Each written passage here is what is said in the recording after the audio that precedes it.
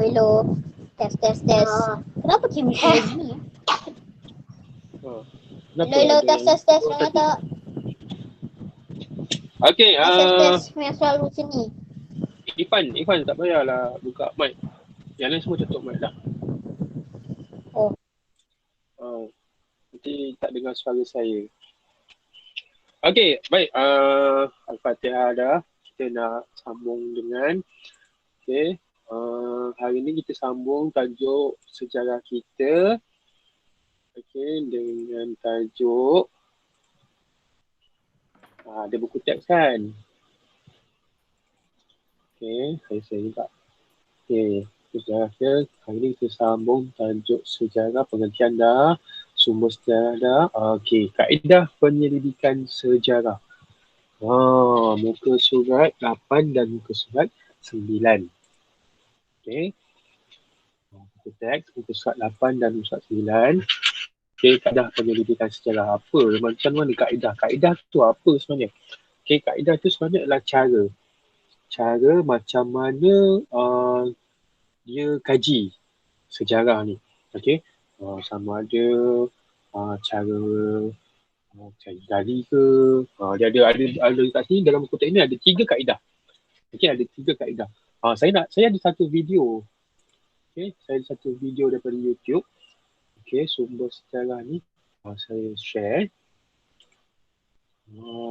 Jom kita tonton sama-sama video oleh kawan saya, Cikgu Hazmat Azhar ni. Video ni berkaitan sumber sejarah dan kaedah penyelidikan sejarah. Saya 1 tahun 4. Memang kamu video lah ni. Jom kita tonton video sejarah kaedah penyelidikan.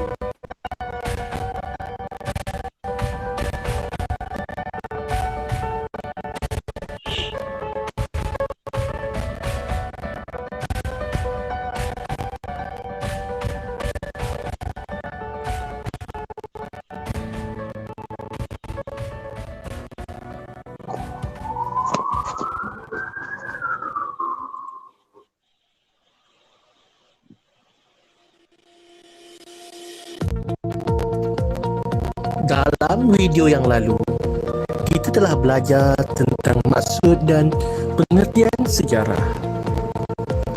Sejarah merujuk kepada peristiwa yang benar-benar berlaku pada masa yang lalu.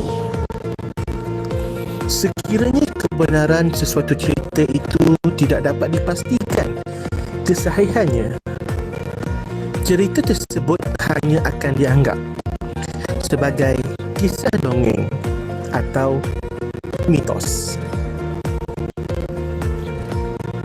Cerita-cerita dongeng seperti kisah Pak Kaduk, Pak Pandir atau Lebay Malam yang terjadi pada zaman dahulu tidak boleh dianggap sebagai peristiwa sejarah kerana kisah-kisah mereka tidak dapat dibuktikan sebagai benar-benar berlaku.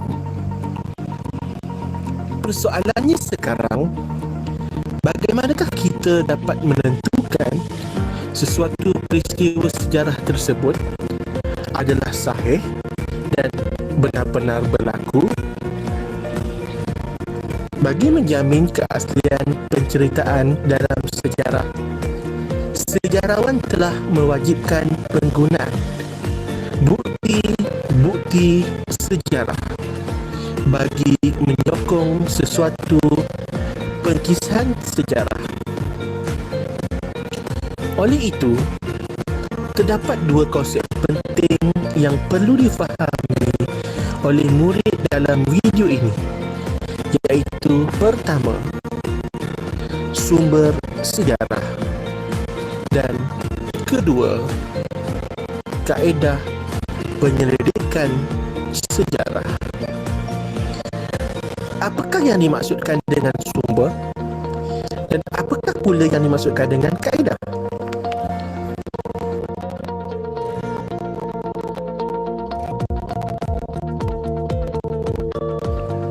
Sumber sejarah sebenarnya merujuk kepada bukti-bukti yang menyokong kepada sesuatu fakta sejarah. Sesuatu sumber sejarah berperanan memberikan maklumat dan bukti kepada kajian sejarah yang dilakukan oleh sejarawan. Sebagai contoh, apabila seseorang sejarawan melakukan kajian berkaitan sejarah kedatangan agama Islam di negara ini, antara sumber sejarah yang dapat dijadikan bukti dalam kajiannya termasuklah penemuan batu bersurat di Kuala Berang, Terengganu dan catatan pengislaman Sultan Melaka dalam buku Hikayat Sulalatus Salatin.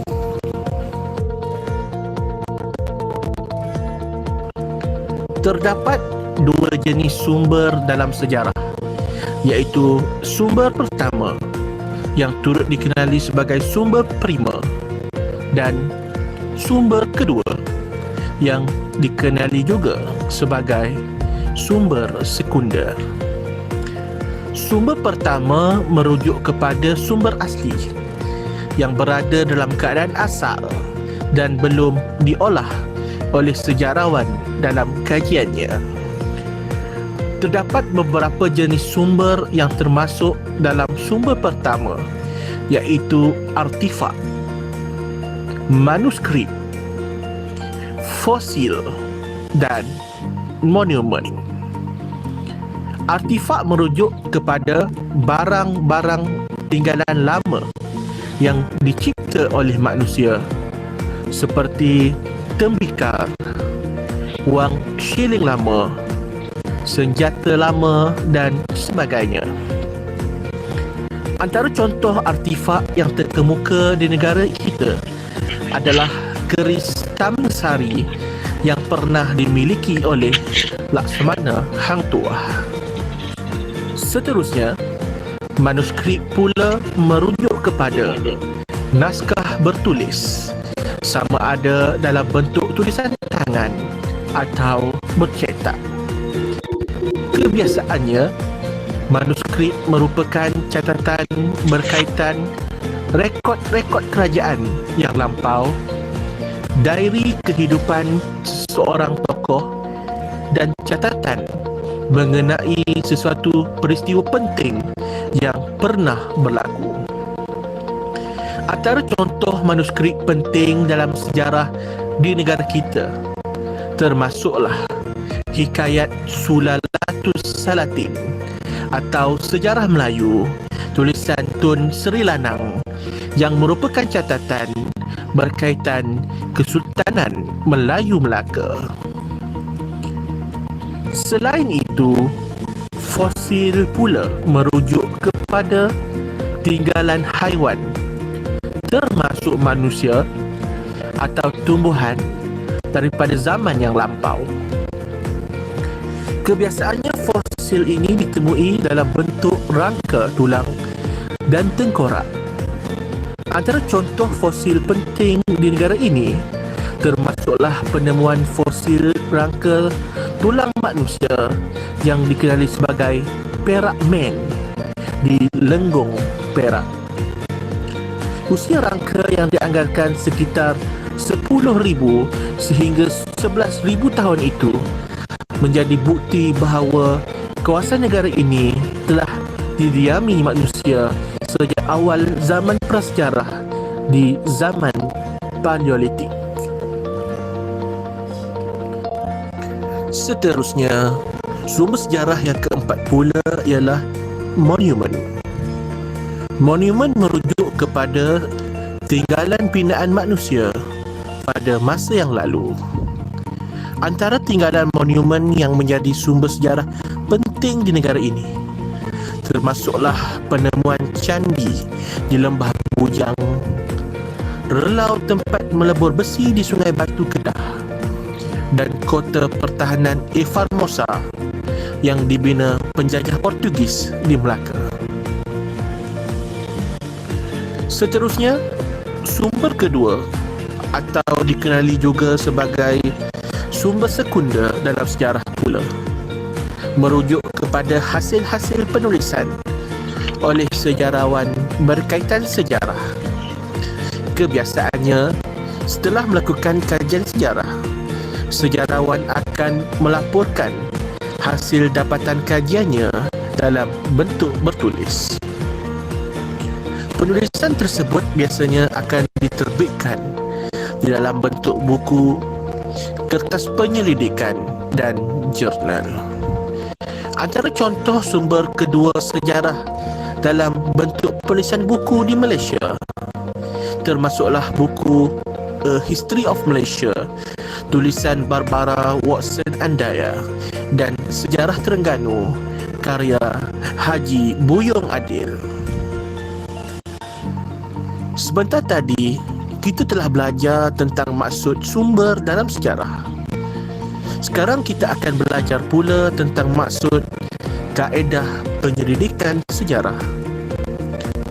Sekiranya sumber sejarah berkaitan himpunan bukti-bukti sejarah, kaedah penyelidikan sejarah pula merujuk kepada cara dan langkah-langkah yang dilakukan oleh pengkaji sejarah bagi mendapatkan bukti sejarah.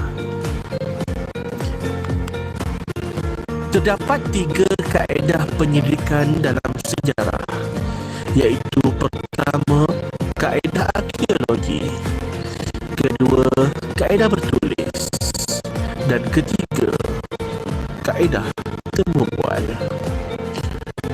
Melalui kaedah pertama, iaitu kaedah arkeologi, para pengkaji sejarah akan melakukan proses ekskavasi, iaitu kaedah cari gali. Ahli-ahli arkeologi akan menjalankan proses cari gali bagi mencari bukti sejarah di tempat-tempat yang telah dikenal pasti sebagai tapak warisan sejarah. Antara contoh tapak arkeologi terkemuka di negara kita adalah di kawasan Sungai Batu di Merbuk, Kedah. Melalui proses arkeologi cari gali yang dilaksanakan di tapak tersebut, para pengkaji telah berjaya menemui tempat peleburan besi purba yang disebut juga sebagai relau. Melalui penemuan ini, sejarawan berpendapat bahawa aktiviti manusia di kawasan tersebut telah bermula beribu-ribu tahun yang lalu, sekitar 500 tahun sebelum Masihi. Tamadun di Sungai Batu dipercayai membekalkan sumber besi yang sangat besar kepada dunia dan sezaman dengan tamadun Yunani dan tamadun Parsi. Seterusnya, kaedah pendidikan kedua pula adalah melalui kaedah bertulis. Melalui kaedah ini, sejarawan akan meneliti dan mengkaji sumber-sumber bertulis yang mempunyai nilai dan kaitan sejarah seperti buku hikayat, catatan dan rekod kerajaan, surat-surat lama, diary-diary tokoh dan dokumen lain yang berkaitan. Selain itu juga, kaedah penyelidikan yang turut dilakukan oleh sejarawan adalah dengan menggunakan kaedah temu bual. Dalam kaedah ini, sejarawan akan menemui tokoh-tokoh pemimpin atau orang-orang yang mungkin tahu dan mempunyai maklumat tentang sesuatu peristiwa sejarah.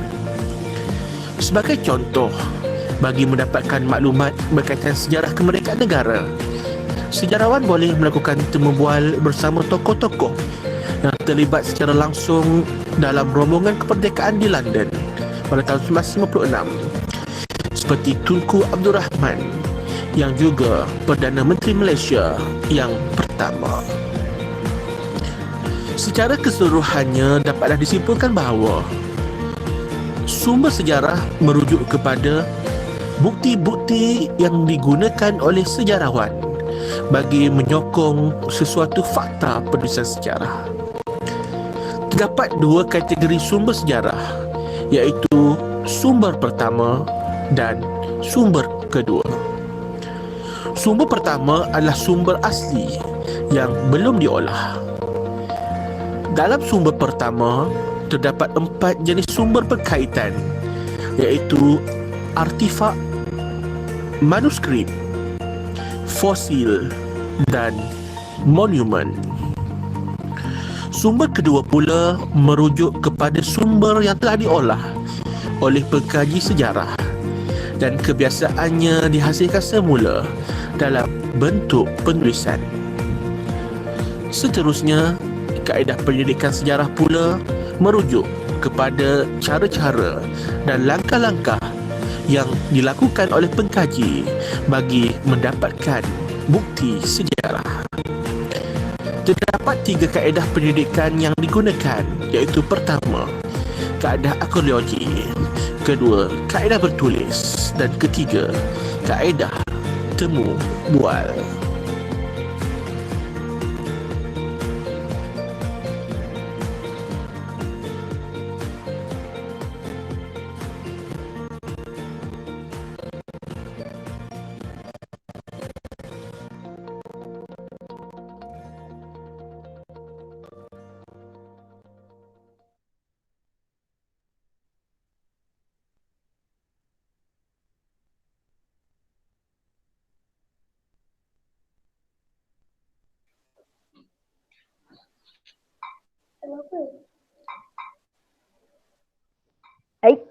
Habis dah.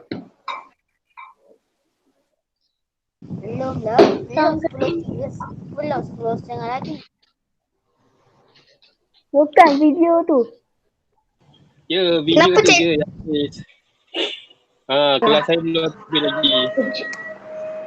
Okey,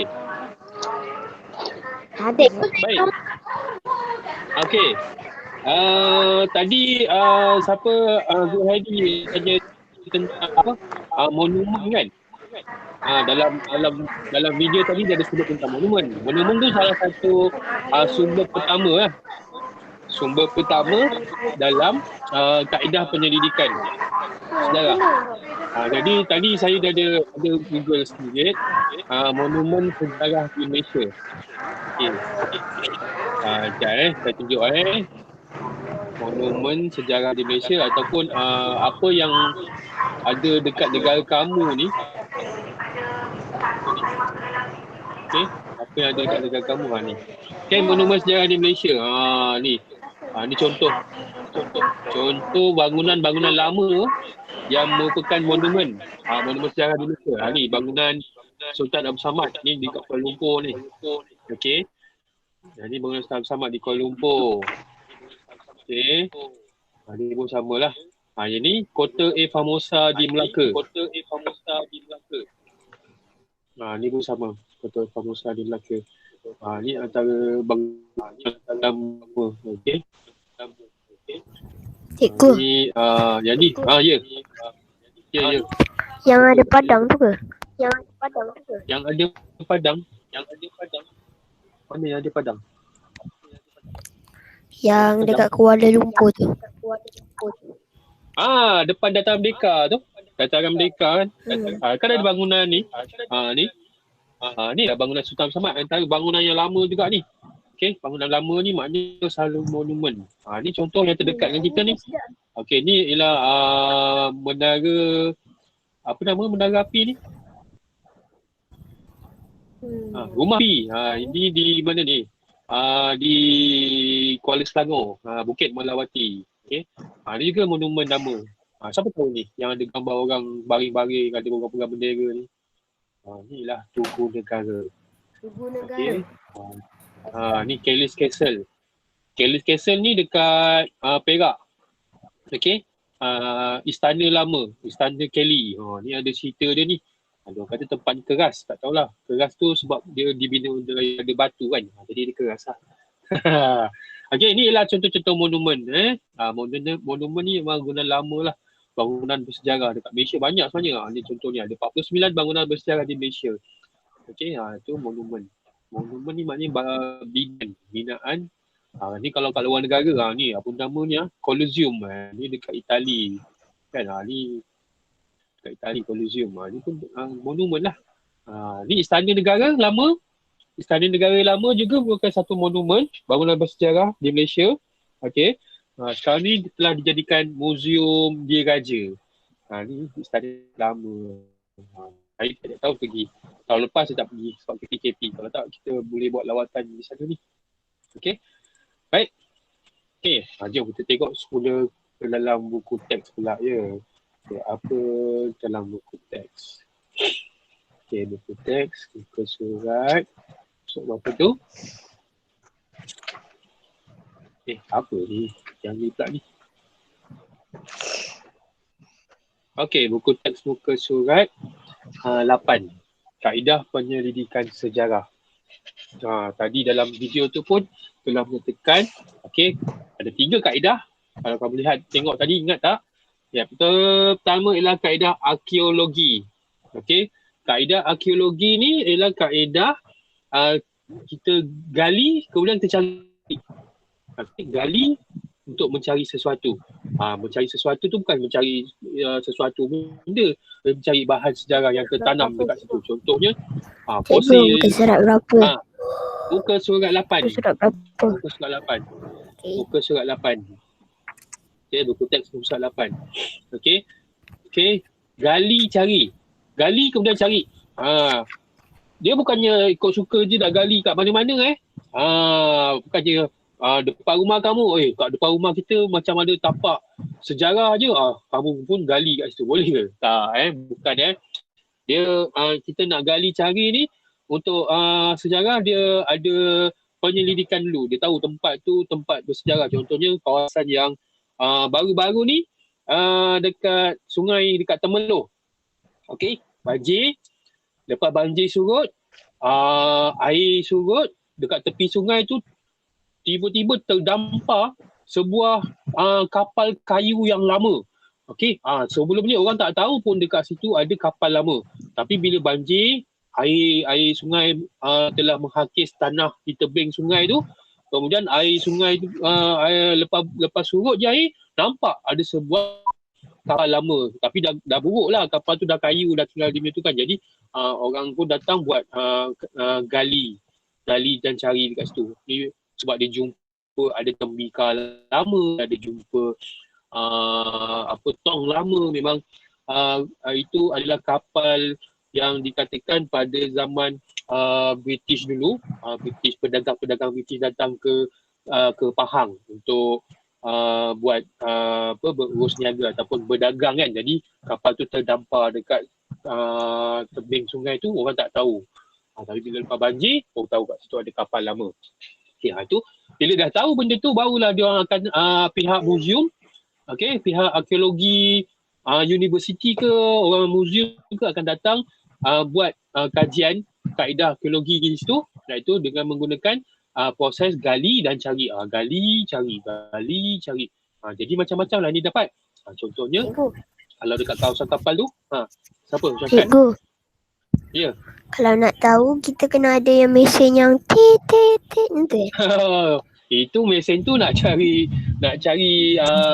benda logam, tu boleh juga. Itu contohlah. Bila dia gali, dia akan gunakan jenis mesin tu lah. Dia ada benda baru dia jadi gali. Itu boleh juga. Tapi sebelum daripada nak buat benda tu, dia kena ada ramai-ramai orang. Macam dalam gambar tu, dalam buku teks kan. Gali cari di tapak arkeologi Sungai Batu, Kedah. Ni kat tepi sungai lah ni. Dia nak tahu tempat tu merupakan dulu kawasan penempatan orang zaman batu.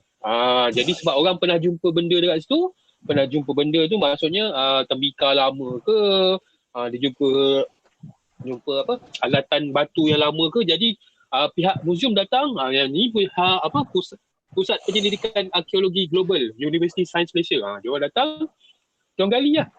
Gali kat situ, akhirnya nanti jumpa macam-macam. Jumpa tembikar, jumpa barangan logam, jumpa kulit siput, jumpa pinggan tembikar lama ke, kan, macam-macam dia orang jumpa kat situ. Itu maknanya kaedah arkeologi. Contohnya yang paling terulung dekat Malaysia ni, penemuan rangka perak man. Tu gambar dalam buku teks. Tadi dalam video tu ada gambar yang sebenar dia kan. Kalau kamu tengok betul-betul tadi video tadi yang saya tunjuk tu, saya kongsikan tu, dia ada gambar sebenar. Rangka perak man di Lenggong Perak. Okey, disebutkan namanya Perak Man sebab dia jumpa dekat Perak lah. Jadi dia bagi nama, tak tahu takkan nak bagi nama Ahmad pula kan. Nak bagi nama siapa? Ifan pula. Kan tak kena lah kan. Jadi pada waktu tu jumpa dekat Perak. Jadi dibagi nama Perak Man ataupun orang Perak. Okey. Gambar ni diambil daripada Pusat Penyelidikan Arkeologi Global University Sains Malaysia juga. Inilah. Ini antara pusat penyelidikan arkeologi yang ternama dekat Malaysia lah, daripada University Sains Malaysia. Mereka ada satu bahagian tu, pusat penyelidikan. Okey, ni kalau dekat Museum Negara tu pun ada replika Perak Man ni yang telah dipanjangkan. Yang ni dia jumpa dalam keadaan dia baring macam ni. Dia baring macam tu lah, macam mana dia baring ni lah. Sebab kaki dia terlipat. Kaki dia terlipat ke atas macam kamu duduk berlipat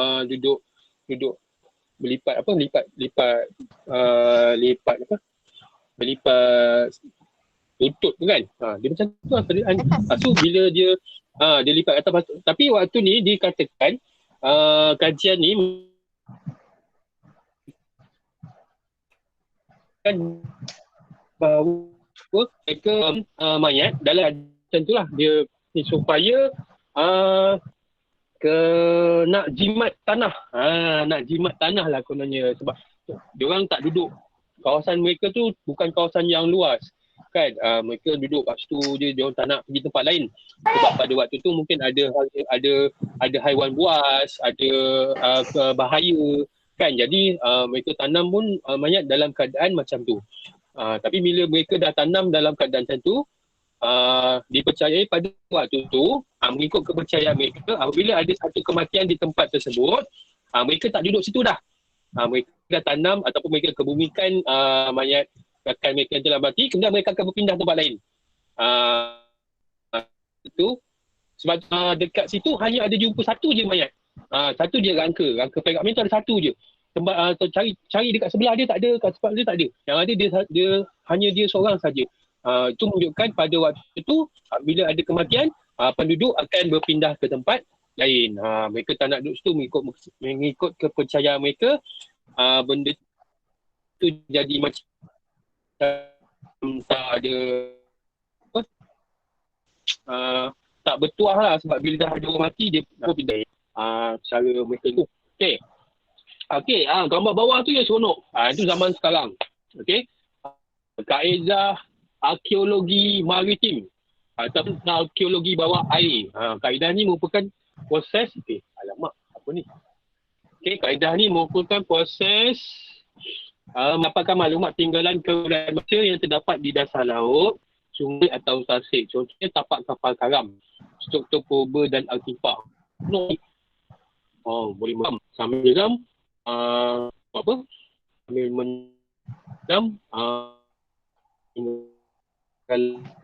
menyelam saya tak yang macam bawah sungai, dekat bawah ngadap ke bawah sungai dah langsir jumpa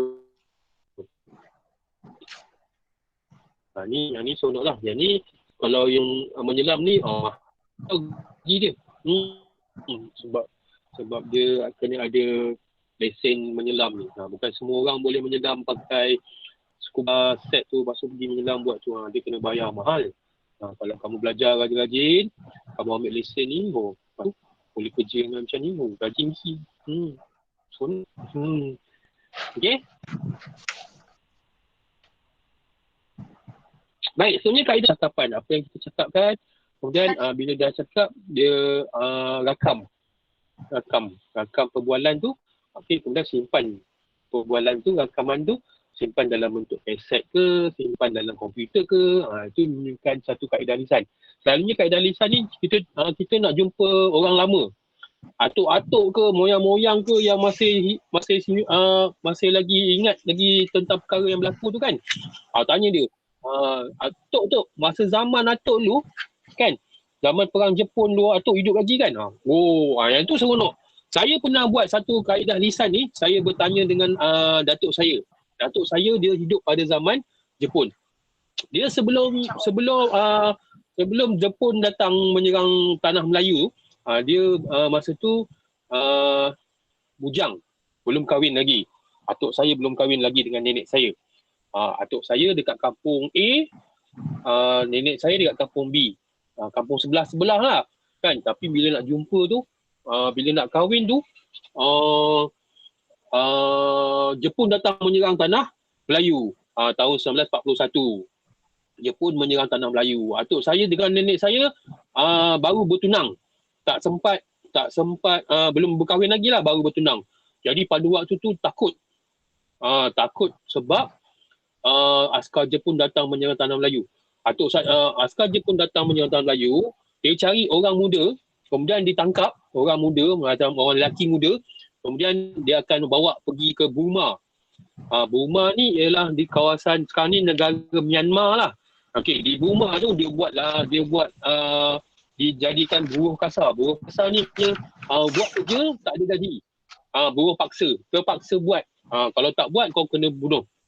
Tu atuk saya lari, tak dapat. Jepun datang nak tangkap atuk saya lari nyorok dalam sungai. Dalam sungai tepi dekat tebing lah, dalam sungai tu dia ada macam ada dalam sungai macam ada lubang sikit, lubang buaya ke apa ke kan. Atuk saya nyorok dalam tu. Jadi orang Jepun datang cari tak jumpa. Jadi atuk saya duduk kat hutan macam tu lah. Duduk kat hutan, kat kebun. Nenek saya pula. Saya tanya nenek saya, tu nenek macam mana? Nenek kat rumah lagi takut. Sebab nenek saya cantik. Nenek saya cantik orangnya. Orang Jepun ni, dia kalau dia nampak perempuan yang cantik, dia akan tangkap, dia akan bawa masuk dalam camp dia. Lepas tu dia buatlah macam-macam dengan orang perempuan tu. Jadi nenek saya ni cantik. Apa nenek saya buat? Dia pergi kat dapur. Waktu zaman dulu dia pakai dapur kayu tau. Pakai dapur kayu. Pergi kat dapur, ambil arang, ambil abu yang dekat dapur kayu tu, tepek-tepek kat muka, buat macam bedak. Jadi bila askar Jepun datang, dia tahu rumah tu ada perempuan cantik, dia datang, sekali dia tengok perempuan ni tak cantik, tak jadi dia nak ambil nenek saya sebab mukanya dah tepek-tepek dengan arang, dengan ni kan, jadi tak cantik kan. Tak jadi nak ambil nenek saya. Selamatlah nenek saya daripada kena tangkap dengan askar Jepun. Itu kaedah lisan. Itu kaedah lisan ni maknanya kita bertanya dengan orang tapi kita buat rakaman. Kan, perbualan. Kemudian kita buat penulisan. Yang ni saya pernah buat dulu masa saya tingkatan 3 dulu. Masa saya tingkatan 3 ada kena buat projek sejarah, kena buat satu kajian tentang zaman Jepun tu. Saya balik, saya tanya dengan atuk saya. Saya buat catatan, saya buat kemudian saya buat. Baru saya tahu cerita dia macam tu. Kawan atuk saya kena tangkap. Dengan askar Jepun.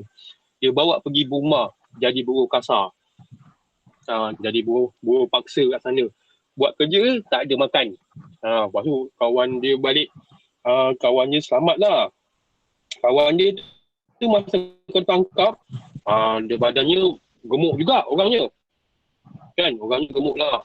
Berisi. Nampak gagah kan. Bila sampai sana kena buat kerja, dia tak bagi makan. Kawan atuk saya tu bila dah habis perang, kawan atuk saya dapat lari. Dia balik ke Tanah Melayu. Masuk Tanah Melayu, belum Malaysia lagi, masuk Tanah Melayu kan. Dia balik Tanah Melayu, balik kampung. Orang kampung tak kenal kawan atuk saya tu. Sebab dia dah jadi kurus keding. Daripada dia gemuk kan, dia gagah, pergi kena tangkap. Lepas tu balik Tanah Melayu dah jadi kurus keding. Orang kampung tak kenal. Tapi bila cakap, aku ni lah, kau lah, hidup lagi kau kan. Dapat kita jumpa lagi kata atuk saya. Muncullah dapat jumpa.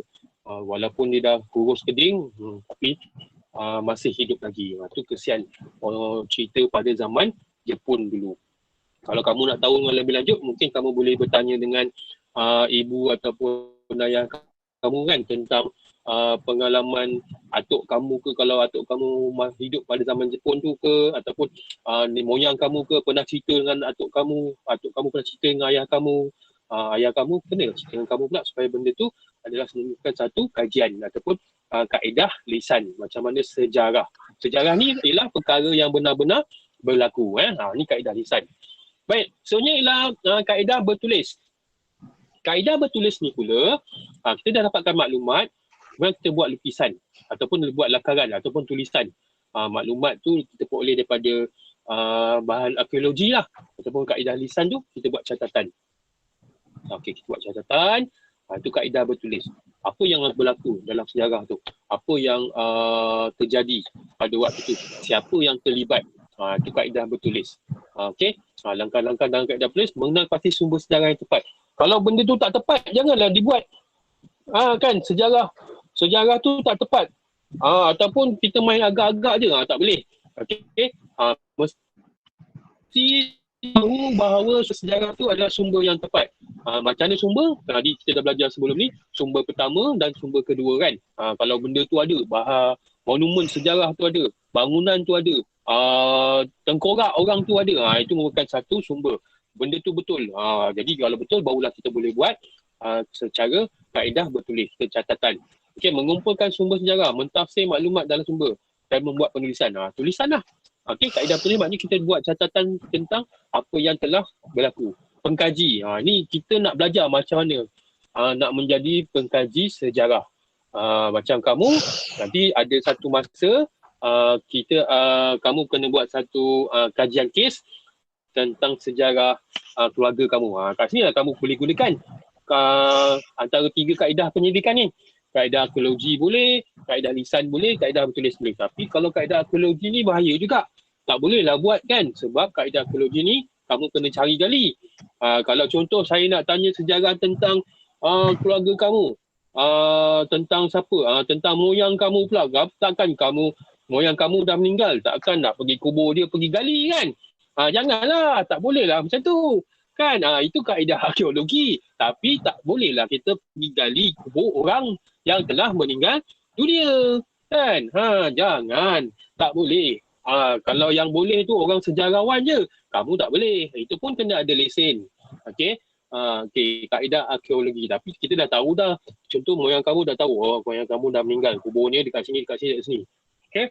Jadi kalau waktu sebelum, kalau bukan PKP, boleh pergi sana, ambil gambar. Ambil gambar. Ni kubur moyang saya, ambil gambar. Kecek. Okey, nanti kita print, kita simpan. Dia akan jadi kaedah lisan. Lisan taklah lisan. Lisan ni bercakap. Takkan kamu nak pergi tanya dengan kubur tu, takkan dia nak jawab. Kan kalau dia jawab bang, pelik pula kan. Tak boleh. Jadi hanya boleh buat kaedah bertulis. Kaedah bertulis maknanya kita tahu. Dekat batu nisan. Contoh dekat batu nisan dah ada tulis nama siapa, lahir bila, kan dekat situ. Itu adalah satu kaedah bertulis. Ambil gambar.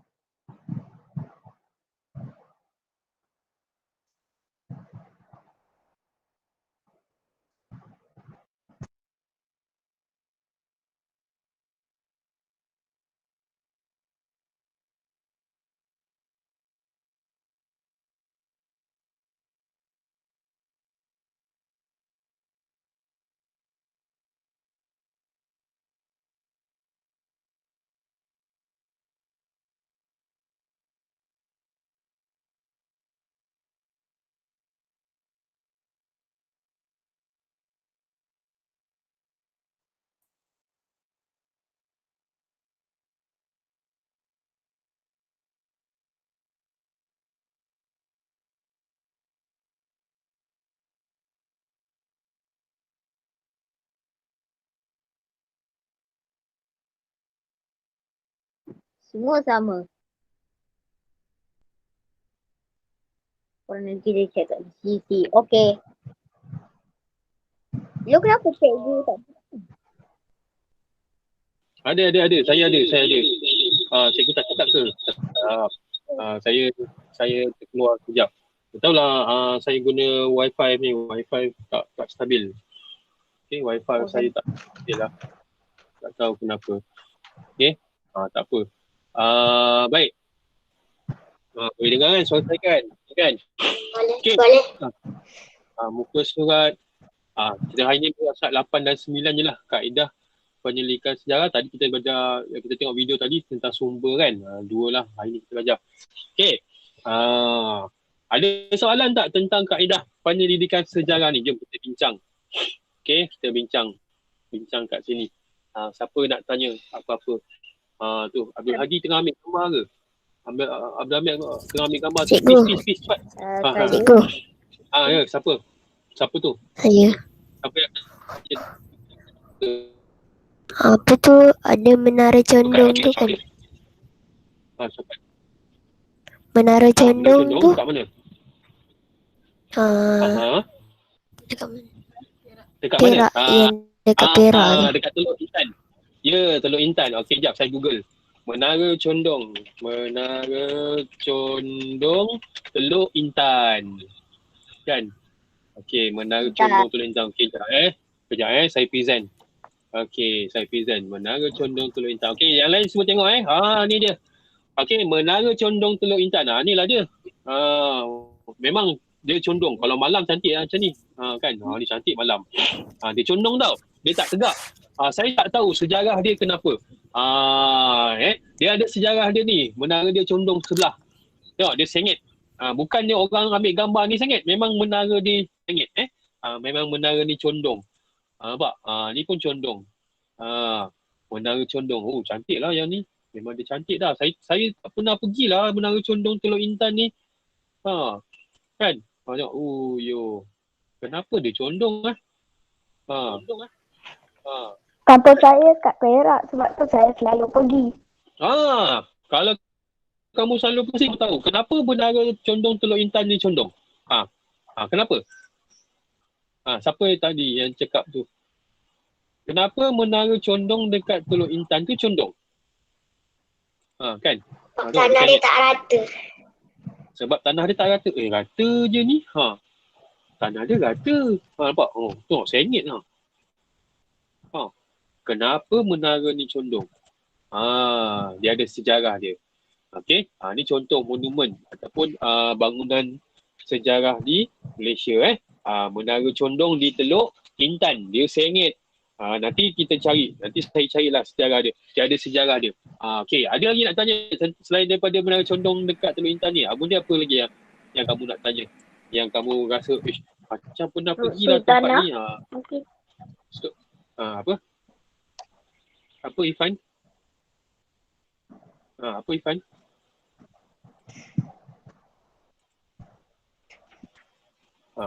Cikgu. Ifan Musa.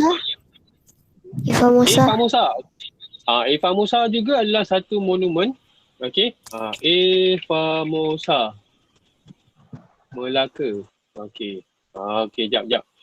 Ifan Musa juga adalah salah satu monumen sejarah yang terdapat di Malaysia. Okey, ni contoh. Okey, ni gambar dia. Ifan Musa. Okey. Ifan Musa. Okey. Ni Ifan Musa, nampak dia dua kat depan tu. Okey, sekejap ni hotel. Apa pula hotel ni? Ni. Ifan Musa. Okey, ni bangunan Ifan Musa. Okey, tinggal pintu gerbang dengan belakang dia je. Okey? Tinggal pintu gerbang dengan belakang dia je. Ifan Musa. Dia ada meriam kat depan tu. Meriam ni betul inilah meriam yang saya cerita minggu lepas tu. Macam ni lah. Meriam lama ni, orang tu pergi curi, lepas tu dia pergi jual kat kedai besi buruk. Memanglah kena tangkap kan. Sebab meriam ni adalah salah satu tinggalan sejarah. Tak boleh lah dicuri.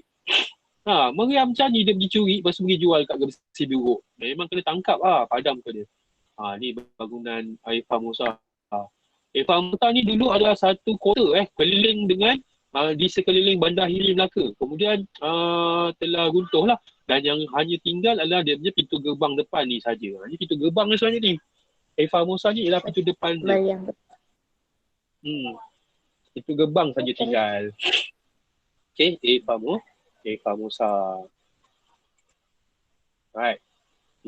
Ada lagi nak tanya tentang penyelidikan? Jom. Saya cari ni. Perak Man. Baru. Ada. Ada Perak Man. Sekejap saya present. Perak ni. tidak betul. Men. Okay, semua tengok, Eh, semua bro. tengok yang saya present ni. Saya dah pinkan. Ni perak man. Okay. Wow. Ni. Ni yang betul. Ni yang betul Ini perempuan ni lah. Saya nak cuba tengok lah. Perak man. Dari Perak woman. Perak man. Nampak? Ni macam ni lah. Dia orang ni dah mati, kemudian dikebumikan dalam keadaan macam ni. Okay, dikebumikan dalam keadaan kaki dia terlipat macam ni. Jadi diorang nak ni. Okay, ni dia punya kad penalan. Kad penalan dia. Ni apa pula? Ni yang betul ni. Ni yang betul. Okay. Ni yang betul. Dia jumpa dekat dalam kawasan arkeologi. Yang ni dia dah panjangkan. Okay, yang ni dia dah susun elok-elok lah. Ni tempat dia jumpa lah ni. Dalam kawasan gua Dalam kawasan gua. Ni. Ni orang jumpa yang jumpa. Ni. Ni nanti. Ni lah dia punya yang telah dibersihkan dah. Dia telah bersihkan tulang dia daripada tanah. Inilah yang didapati perak ni. Tengok tengkorak dia, dia ada tulang belakang, dia tulang rusuk, tulang kaki dia terlipat. Okay. Ni. Gigi dia, gigi dia macam tajam pula. Bukan lah. Okay. Ni tengkorak betul ni tau. Yang ni bukan lah, yang ni tengkorak. Ni tengkorak betul ni. Yang telah dibersihkan. Okay, dia simpan dalam muzium. Kalau Titan tulang dia macam ni. Kan. Okay, ni perak man. Okay. Okay, ada lagi nak tanya? Ada lagi nak tanya? Tak ada? Saya nak ambil gambar. Saya nak ambil gambar lupa minggu lepas. Okay. Saya. Buka video. Buka video. Saya nak ambil gambar. Okay, siapa yang ada ni? Okay, sekejap Okay, screen. PCO ke? Apa ke? Okay. Pak Muhammad Ryan. Okay. Ini tak ramai. Ifan. Wah.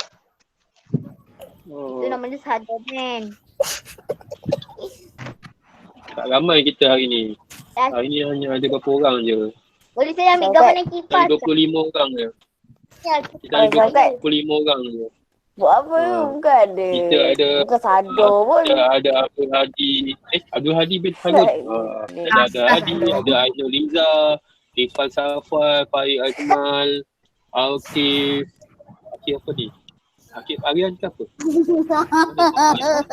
Akif Arham, Amsyah, Muhammad Amsyah, Muhammad Akil Raihan, Muhammad Aril Zafi, Muhammad Aziz Aris, Muhammad Ryan Naris, Muhammad Syaukat, Hamzah, Nur Alia Natasha, Nur Nakina Zahra, Nur Radiah Balkis, Nur Syuhada, Nur Tifara Akira, Nur Zahra Husna, Nur Ain Idina, Putri Sufi Zafira, Umar Aisyah, Richard, Daim Hakimi dan juga Zara Melissa. Zara memang pakai tudung sekolah kan waktu kita belajar. Baguslah Zara. Terbaik. Okay. Dia mesti rindu kat sekolah. Korang tak rindu kat sekolah kan? Saya pergi sekolah. Ni sekolah lah. Ni macam sekolah lah. Syakat pun pergi sekolah. Habis tu macam seorang lama tu Syakat tu. Bukan sekolah SKBBSB. Okay. Ada nak tanya apa-apa tak? Ada lagi nak tanya tentang Tak ada. Mariam tu betul ke? Betul, Mariam tu betul Abdul Hadi. Ya, Mariam tu betul. Tu bukan Mariam yang ni, Mariam tu betul. Kalau benda tu yang dekat kawasan muzium, dekat kawasan artifak tu, kawasan monumen tu, itu semua adalah benda yang asal. Ataupun Tahu, Mariam tu ada. sumber yang pertama Sumber pertama tu maknanya benda tu yang ada. Benda tu yang sebenarnya memang ada kat situ. Memang wujud. Bukan dia kopi ke atau tapi kalau macam dekat museum ada benda-benda yang Kenapa tu? telah direplika. Jangan stop. Dengar saya start ni. Okey, ada perkara yang replika. Okey. Replika ni benda yang telah dibuat semula berdasarkan benda yang betul. Sulalatus Salatin ni adalah tajuk buku. Okey. Sulalatus adalah tajuk buku lama. Buku Sulalatus Salatin. Saya suka pergi museum. Betul. Saya pun suka pergi museum. Dekat Malaysia ni, dekat kawasan Kuala Lumpur lah, ada satu tempat yang banyak museum. Bukan banyak museum, maksud saya kita boleh masuk secara percuma. Tapi PKP ni tak boleh lah. Okey, kita boleh masuk percuma dekat museum. Contohnya, saya kalau kita tak ada rezeki, COVID dah tak ada, clear apa semua, kita nak buat lawatan. Saya buat lawatan untuk sejarah sebenarnya. Okay, tiada tahu kita pergi sejarah lawatan. Kan, tapi tahun lepas tak boleh pergi sebab PKP. Okay, last kita sejarah buat ialah tahun 2019. Kita pergi Museum Negara, kita pergi Museum Negara, dia pergi Masjid Negara. Kemudian kita pergi Museum PDRM, kemudian kita pergi Museum Istana, kemudian kita pergi dekat Planetarium Negara. Seronok. Ada satu hari daripada pagi kita gerak daripada sekolah pukul 7.30 pagi sampai pukul 6.30 baru balik rumah. Satu hari sampai 4 tempat kita pergi. Siap makan, minum. Masjid Shah Alam. Masjid Shah Alam. Dekat Masjid Shah Alam tu, siapa yang pernah pergi Masjid Shah Alam, sebelah Masjid Shah Alam ada museum. Saya pernah nampak Mariam tu. Ada dua museum. Depan mata saya saya nampak Mariam. Museum Negeri Shah Alam, Museum Negeri Selangor, masuk percuma. Okey, masuk percuma. Kamu boleh masuk percuma Museum Negeri tu. Tapi waktu PKP ni tak boleh lah. Nanti lepas PKP dah reda apa semua dah boleh ni, ajak mak ayah pergi masuk museum yang percuma. Museum Negeri dekat Shah Alam percuma. Sebelah Museum Negeri tu ada Museum Kesenian Islam Selangor pun percuma juga masuk. Ada dua tempat percuma kamu boleh masuk. Tak payah bayar pun. Hanya bawa pergi sana, masuk percuma, boleh tengok apa yang ada. Baca, kemudian ambil gambar. Kalau dia kata boleh ambil gambar, boleh ambil gambar. Kalau kata tak boleh ambil gambar, jangan ambil gambar. Nanti kena denda, kena tangkap. Nanti kamu okey. Saya seronok. Saya suka pergi. Cakap kau main mak as ke? Apa pula? Ibu apa tak ikut kan? Oh ya, ibu apa tak ikut lah kalau kita pergi lawatan sekolah. Tapi kalau kamu nak pergi sendiri dengan ibu apa, pergilah PKP. Tapi kalau kita buat lawatan sekolah, ibu apa tak pergi. Boleh bawa phone ke? Boleh. Boleh bawa phone, tapi bukan untuk main. Phone tu untuk kita ambil gambar, untuk kamu catat dalam tu ke. Tapi kalau bawa tu atas jawab sendiri lah. Kalau hilang, saya tak ganti. Kalau hilang tu sebab kamu punya kecuaian lah. Kajian, okey. Kajian. Nanti saya nak bagi satu tugasan. Saya akan upload dalam Google Classroom kajian kes. Okey, kajian kes ni untuk kamu secara individu lah. Ada benda yang kamu kena buat. Benda yang senang je. Gunakan apa yang ada dekat rumah kamu saja. Tak perlu nak pergi beli ke, tak payah. Saya bagi kelonggaran supaya kamu boleh buat menggunakan apa yang ada dekat rumah kamu. Sebab kalau kamu boleh pergi sekolah, kalau kita boleh pergi sekolah, saya dah ada sediakan bahan. Saya dah bagi kertas, saya dah bagi bibir kulit, saya dah siapkan ni. Memang untuk kamu buat. Tapi sebab kita dekat PKP ni tak boleh pergi sekolah dekat rumah, jadi kamu boleh gunakan apa sahaja bahan ataupun peralatan yang ada dalam dekat rumah kamu lah. Senang. Benda yang kita boleh buat dekat rumah, kita buat dekat rumah. Okey, itu kajian kes. Kajian kes nanti ada dua kamu kena buat. Kalau sepatutnya ada dua tu, satu ialah secara individu dan satu lagi secara berkumpulan. Tapi sebab kita dalam PKP ni suka nak buat dalam bentuk kumpulan, jadi kamu akan buat dalam bentuk individu. Markah dia 30 markah. So banyak tu. 30 markah. Cikgu. Ya. Siapa tanya tu? Buku tulis sejarah buku nombor berapa? Buku tulis sejarah buku nombor 9A. Minggu lepas kita dah bagi tahu dah. Oh, Zaim Hakimi minggu lepas tak masuk siapa yang tak masuk ataupun dalam grup pun saya tak guna. Saya tak cakap apa nanti saya beritahu dalam GC pun nanti beritahu. Buku tulis nombor 9A. Dah habis. Okey, baik. Dah nak habis. Ada nak tanya apa-apa lagi sebelum kita tamatkan kelas kita? Tak, saya dah pergi solat. Ya? Tak ada. Saya tak ada.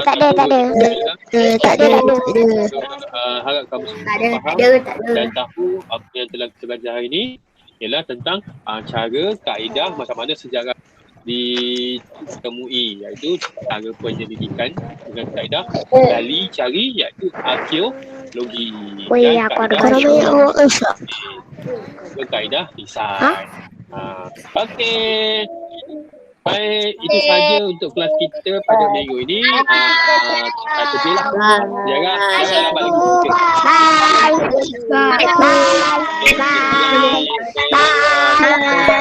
Semua perhatian pada saya. Terima kasih cikgu. Bye.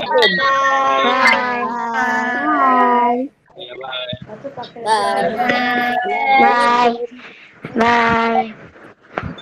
Terus 12.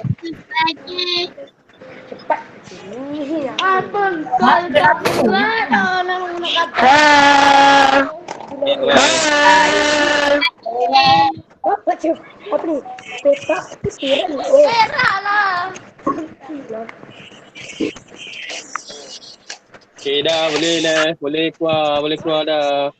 Okay, bye. Okey, boleh keluar dah. Bye.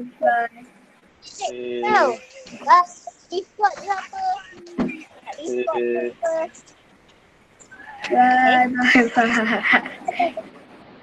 Apa Zaim ni?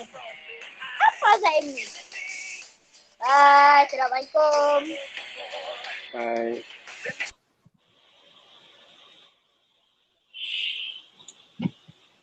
Okey, tamat sudah kelas sejarah kita pada pagi ini. Tajuk kita tadi ialah bersejarah dan juga kaedah penyelidikan sejarah. Okey, diharap semua dapat fahamlah apa yang telah kita belajar hari ini. Semoga kita dapat ilmu tu walaupun waktu kita belajar di rumah kan. Okay, ilmu tu kena cari lah, tak boleh. Okey, jumpa lagi. Assalamualaikum warahmatullahi wabarakatuh. Bye.